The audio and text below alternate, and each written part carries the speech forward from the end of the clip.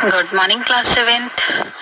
Today we are going to discuss second chapter in history, New Kings and Kingdoms.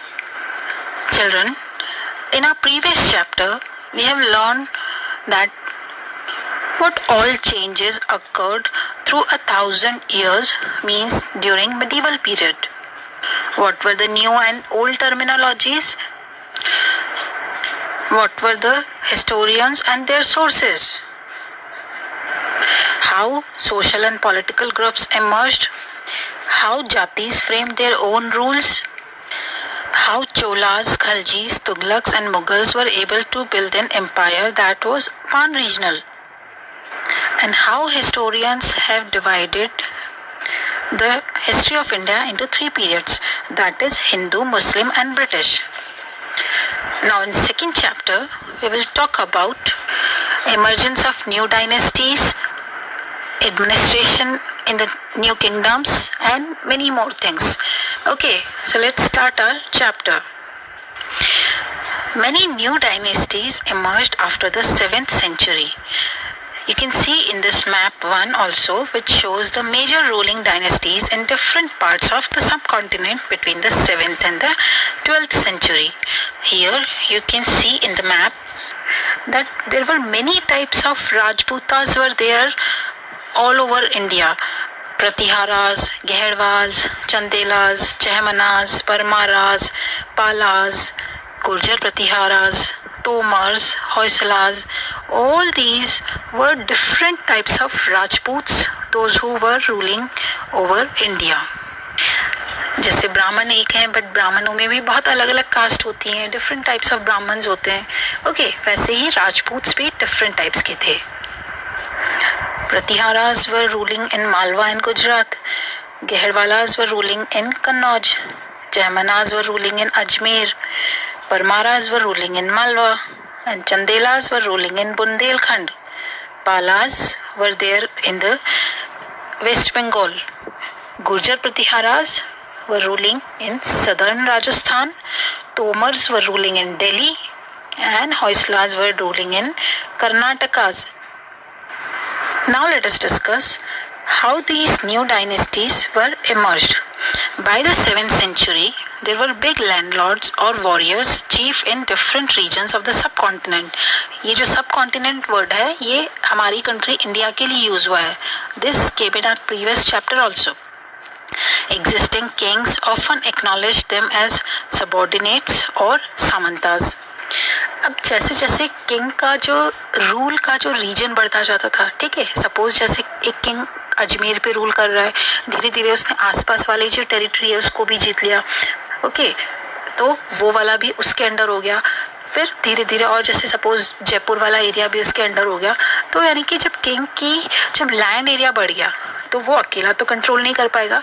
So he used to give that land to some landlords and they were known as samantas. ठीक है, वो सामंत होते थे जिनको land grant करता था. They were expected to bring gifts for their kings or overlords. और वो सामंत का क्या काम था कि उनके किंग्स को गिफ्ट्स देना, प्रेजेंट देना. Okay, Besides this, these samantas were supposed to be present at their courts and provide them with military support. और उनको राजा को मिलिट्री सपोर्ट भी देना होता था. As samantas gained power and wealth, they declared themselves to be महासामंता और महामंडलेश्वरा. जैसे जैसे सामंतों के पास उनकी पावर बढ़ने लगी, उनकी लैंड बढ़ने लगी, तो उन्होंने अपने आप को महासामंता या महामंडलेश्वर डिक्लेयर कर दिया. Means a great lord of a circle or region, and so on. Sometimes they asserted their independence from their overlords. और वो बहुत ज़्यादा पावरफुल हो गए, इसलिए वो कभी कभी अपनी लैंड पे बहुत ज़्यादा इंडिपेंडेंस का अपना हक जताने लग गए. ओके, ऐसा एक जो इंस्टेंस है, एक एग्जांपल है, जो डेक्कन है साउथ में, वहाँ राष्ट्रकूटा किंगडम में हुआ. ओके, इनिशियली जो राष्ट्रकूट्स थे, they were subordinate to the Chalukyas of Karnataka. वो कर्नाटका में जो चालुक्यास थे उनके सबॉर्डिनेट थे, मीन्स उनके अंडर थे. In the mid 8th century, Danti Durg who was a Rashtrakoot chief, overthrew his Chalukya overlord. Means उसने जो चालुक्य को ओवरलॉर्ड, उसका राजा या उसका किंग मानने से मना कर दिया.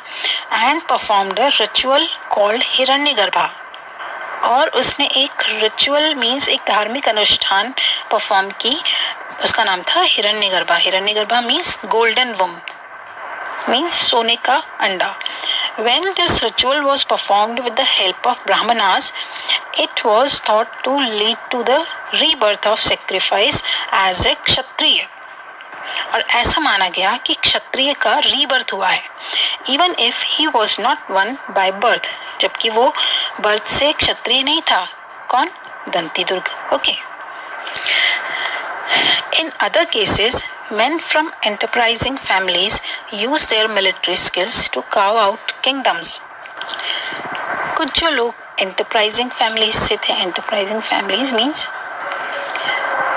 जो बहुत ही ज़्यादा एडवेंचरस फैमिलीज से बिलोंग करते थे, they use their military skills to carve out kingdoms. Kingdoms को उन्होंने और भी बहुत ही अच्छा बनाने को के लिए अपनी मिलिट्री स्किल्स यूज की. फॉर इंस्टेंस द कदम्ब मयूर दर्शनम and the Gurjar Pratihara Harichandra were Brahmins who gave up their traditional professions and took to arms. जैसे जो कदम्ब मयूर दर्शनम थे और गुर्जर प्रतिहारा जो हरिचंद्र थे, वो ब्राह्मण थे, but who gave their traditional profession and took to arms, successfully establishing kingdoms in Karnataka and Rajasthan respectively. And they successfully established kingdoms in Karnataka and Rajasthan state.